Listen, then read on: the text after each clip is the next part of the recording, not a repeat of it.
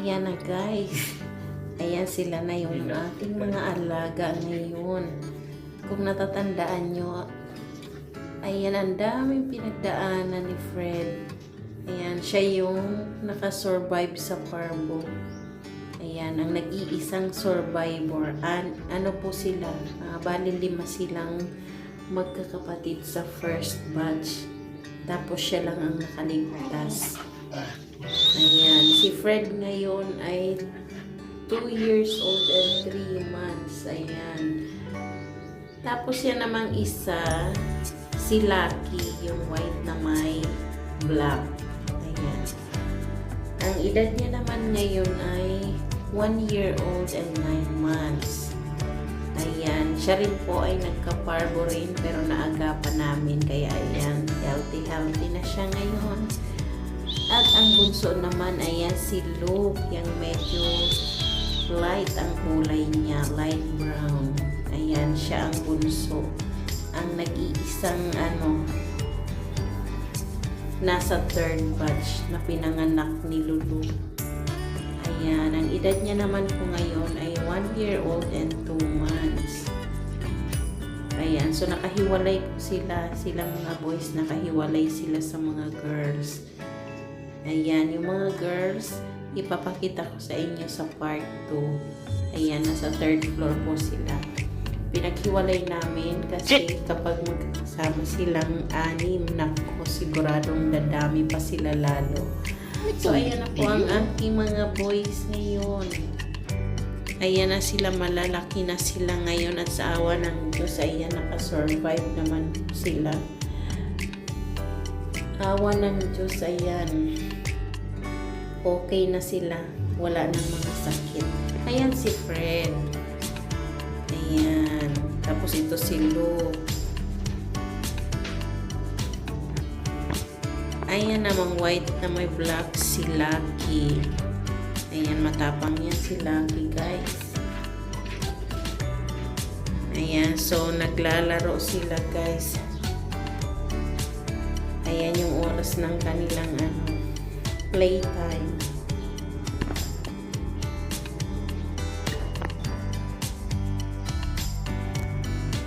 Ayan, naglalambing nila kay Kuya Matthew. Ayan, si Kuya Matthew ang nag-aalaga sa kanila at yung sister ko. Ayan si Fred, oh. Super lambing ni Fred talaga. Ayan, mukha siyang napakatapang pero mabait siya, guys. Super lambing siya. Ito naman si Lucky na super spoiled niya. Ayan si Fred, oh, ang lambing-lambing niya. Ano pa ka na? Ayan. Tsaka iba yung balahibo niya, guys. Yung balahibo niya. Hindi kagaya ni Lucky at ni Luke. Mana sila sa nanay nila. Ikaw, matero Sus, grabing lambing niya kay kay Kuya Matthew. Oh, ay na. Ang haba ng kanyang kuko, guys. Ayan, medyo hindi na naman na na idalaw sa bed. Kaya mahaba na yung kanyang kuko. Ayan, gustong-gusto niyang nilalambing siya ng ganyan, guys. Ang kulit ng dalawa, oh. Mapabayli ka man, oh. Ayan, gusto rin nila yata, oh. Yung magpatalo ni Fred. Ayan, gusto niya siya talaga. Ayan, so mas malaki pala ang katawan ni Lucky dahil sa balahibo niya siguro, guys. Kaya mukhang mas malaki yung katawan niya. Ayan, nagkaruta na sila, guys. Ayan, ganyan lang ginagawa nila. Harutan silang tatlo dyan. Isa naman mag-away-away sila. Pagsawa na, ayan, maglaro na naman.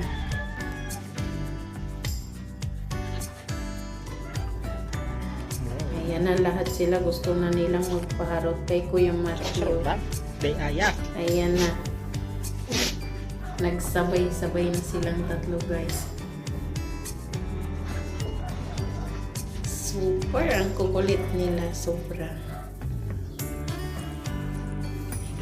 Ayan, kung buhay yung yung mga iba, guys, ang dami nila. Kasi yung naunang batch ay 5. Tapos yung sumunod naman, yung second batch, 6. Sa third batch naman, 2 sila pero namatay yung isa. So pagkalabas pa lang sa kanya, patay na yung isa. Ayan, si Luke lang ang nabuhay. 2 lang sila.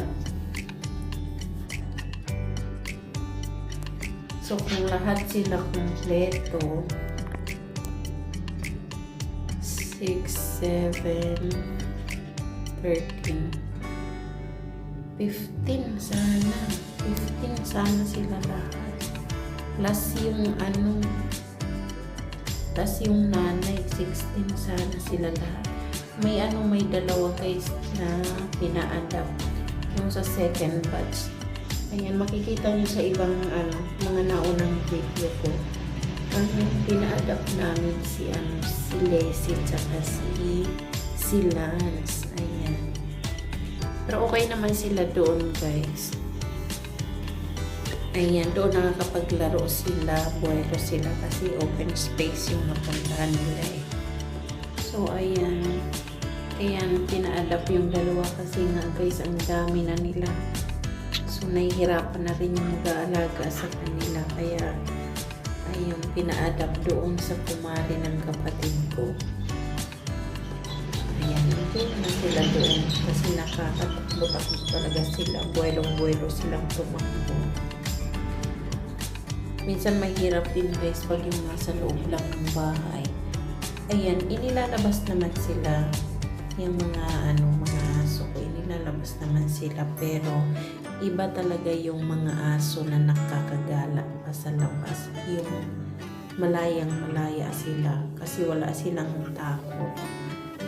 Pero itong mga aso namin sa bahay, once na inilabas nyo sila guys, lalo doon sa malapit sa kalsada, takot sila.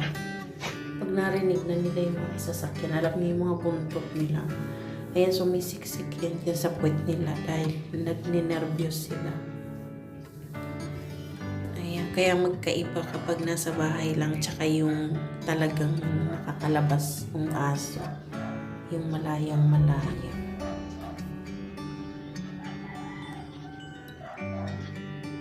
Ayan, tsaka guys, ang hirap din ng may mga alaga kasi alam nyo naman, hindi lang basta-basta pag-aalaga, kailangan talaga manyuran yung mga pangangailangan nila, yung mga gamot, yung bed nila, yung pagkain, mga injection nila, dapat maalagaan nyo rin yan guys, para mga bata din yan. Ayan, kailangan na kung ano yung mga kailangan nila para makaiwas sa sakit mo. Ayan, mahirap pero enjoy din naman.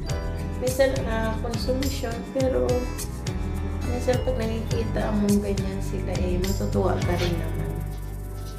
Nakakawala din naman ng stress minsan.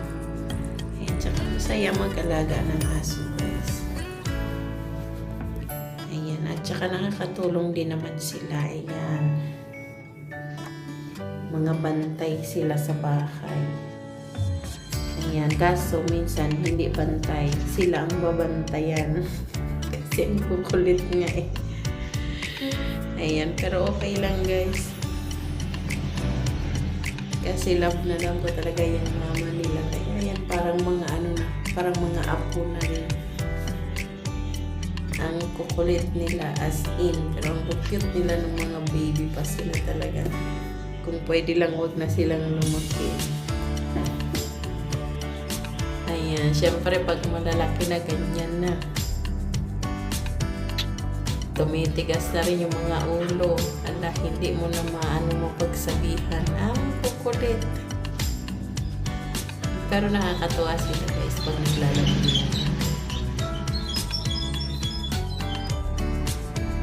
Nakakatuwa yung buntot ni Luko. Parang fountain. Mapalahibo masyado.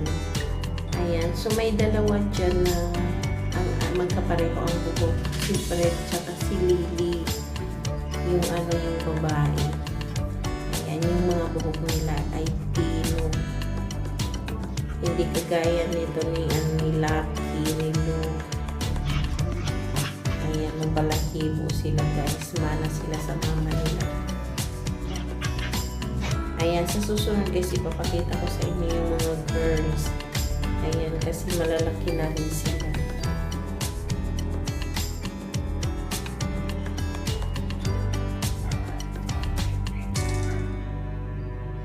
Ayan guys, kung gusto nyo mapanood yung mga nauunang video nila, ayan, pwede nyo pong panoorin yung mga kauna-unahang video, yung mga pinagdaanan nila.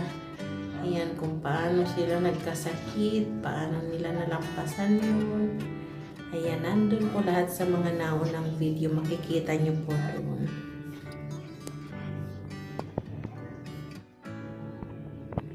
Ayan, so kayo rin ba guys? Kagaya ko rin ba kayo ng mga mahilig sa aso? Ayan, meron din ba kayong mga alaga?